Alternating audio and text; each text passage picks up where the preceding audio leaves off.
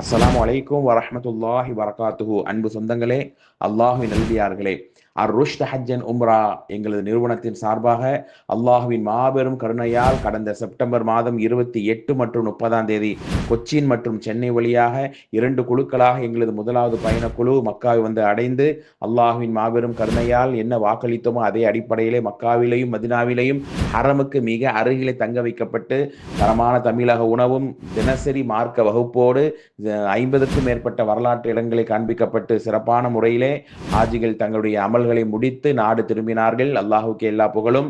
இன்ஷா அல்லாஹ் ஹஜ் உம்ரா செய்யக்கூடிய ஹாஜத்துள்ள அனைத்து உள்ளங்களும் எங்களை தொடர்பு கொள்ளுங்கள்.